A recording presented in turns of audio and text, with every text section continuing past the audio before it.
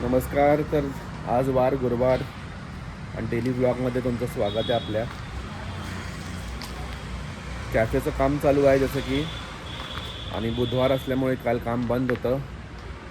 बुधवार weekly off असतं आमच्याकडे इकडे, तर कोण कामगार भेटत नाहीत.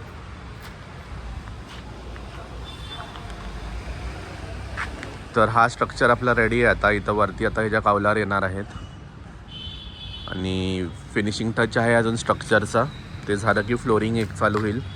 19 मार्च गुढीपाडवा आहे, त्या दिवशी ओपनिंग करायचं चाललं आहे आपलं, रिओपनिंग. कारण ऑलरेडी आपलं चालू कॅफे आहे, त्याला फक्त शिफ्ट करायचं आहे. आता तो किऑस्क आहे त्याला आतमध्ये शिफ्ट करणार आहे इकडे, आणि मग कॅफे चालू होईल ना तो.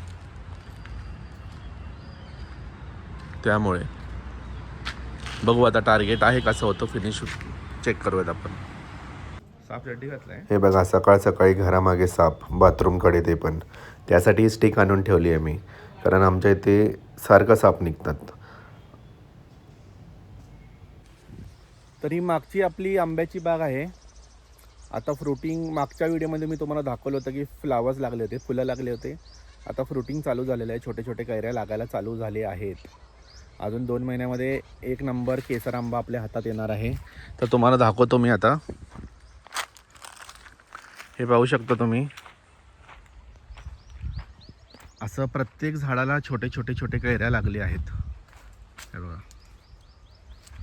हे वर्षभर तुम्ही एका झाडाची येतात कैऱ्या, यातल्या आता थोडे बहुत पडून जाणार खाली, कारण झाडाची जेवढी ताकद असते, स्ट्रेंथ असते, झाड तेवढंच घेतं आणि नंतर मग खाली टाकायला चालू करतं. आहे बघा, तुम्ही खाली बघू शकता पडलेत.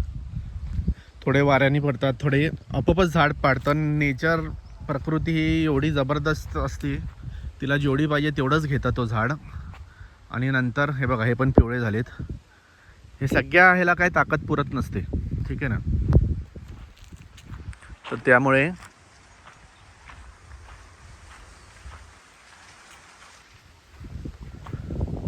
असे आता सगळ्या आंब्याच्या झाडांना, सगळ्याच ऑलमोस्ट. आता ही बाग माझी जुनी आहे, तिथं मी अजून एक लावली आहे ह्याच्या पलीकडे. ही जवळपास 200 झाडं आहेत. सगळं केसर आंबा. आमच्या भागात केसर आंबा खूप चांगला येतो. ज्या ज्या भागात जे चांगलं येतं तेच लावलं पाहिजे. इथं हापूस आणून लावण्यामध्ये काही पॉईंट नाही. मी तेही प्रयोग केला आहे, 2 झाडं लावून. झाडं त्यातलं एक आलं, एक गेला, तो काही टिकला नाही. तर ही पाहू शकता तुम्ही.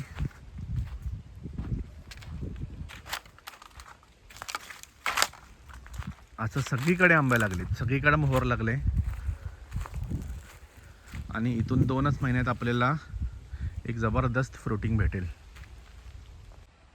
हे ना, हे जेवढे आंबे आहेत ना, हे सगळे केसर आंबा आहे. त्यातले एकच आंबा तुम्हाला दाखवतो. तुम्ही बघा, सगळे झाड एक साईजचे आहेत, तुम्हाला एक साईजचे दिसतील, एकसारखे दिसतील.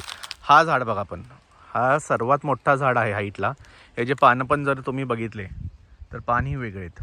हे काय झालं माहिती आहे का, मी जेव्हा केसर आंबा ज्या नर्सरीमधनं घेतलं, तिकडे ऑलमोस्ट कलम करून देतात सगळे झाडं, बरोबर. तर कलम करताना हा झाड कलम झाला नाही, नाहीतर दुसरा व्हरायटीचा झाड आला आहे. तुम्हाला सांगतो, मागच्या वर्षी ह्याला पहिल्यांदा लागलं झाड. हा 6 वर्ष झाले झाड, पण मागच्या वर्षी पहिल्यांदा हा फ्रूट दिला आहे. बाकीचे 3ऱ्या वर्षीपासूनच द्यायला चालू झाले होते. पण जेव्हा ह्याला आंबे आले, लिटरली 1 ते 1.5 किलोचा एक आंबा. मी तुम्हाला हा आंबा बघा, तुम्ही आता हा झाड बघा, मी तुम्हाला त्याचे फ्रूट्स पण दाखवणारच आहे जसं जसं येईल. 1 ते 1.5 किलोचा एक आंबा येतो. असे दोन्ही हातामध्ये बसत नाही इतका मोठा आंबा आहे. आता हे नॉर्मलच साईज दिसते तुम्हाला, बरोबर. आता जे तिथं आपण बघितलं तसेच आहेत. आणि ह्या वर्षी याला फ्रुटिंग पण जास्त आहे. मागच्या वर्षी 5-6 आंबे लागले होते, आता ऑलरेडी भरपूर झाड भरून दिसतोय. तर हा आंब्याचे झाड तुम्हाला मी नक्की दाखवणार आहे सीझनमध्ये. तर चॅनलवरती फॉलो करा आणि व्हिडिओज बघत राहा आणि लाईक करत राहा.